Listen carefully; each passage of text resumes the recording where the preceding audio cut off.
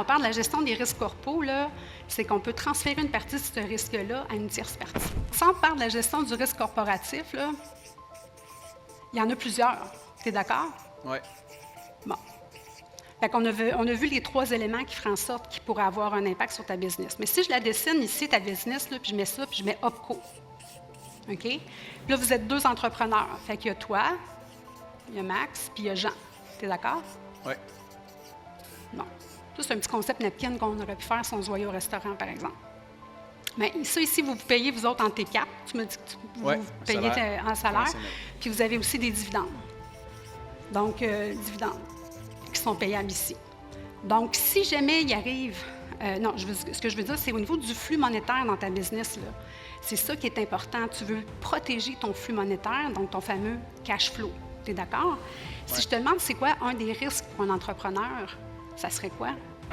Bien, gestion des cash flows, comme tu viens de le dire, naturellement. Gestion de la croissance, le financement. Bon, la gestion des RH, c'est une autre affaire. Ça, c'est une autre affaire. Mais sinon, je te dirais, c'est principalement gestion des cash flows, gestion des liquidités. C'est ça qui est primordial en ce moment avec le développement de la business. On achète de l'équipement, puis on est toujours en train de rembourser nos prêts.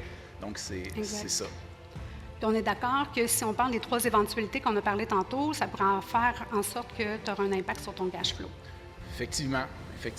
La business pourrait rouler encore, mais c'est sûr que ça roulerait carré, oui. Ça roulerait carré.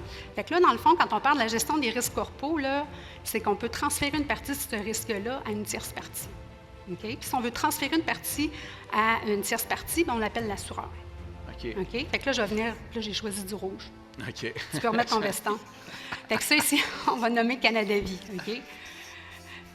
Donc, ici, on a l'assureur qui fait en sorte qu'il va venir partager une partie de ton risque si jamais il arrive quelque chose. Fait qu'imagine, par exemple, qu'il arrive un accident ou une maladie grave à Jean, une maladie, qui ferait en sorte que là, ça serait l'assureur qui viendrait lui verser une rente mensuelle directement à Jean, qui serait normalement non imposable, qui lui serait versée. Fait que ça vient faire une rente mensuelle pour venir remplacer son salaire.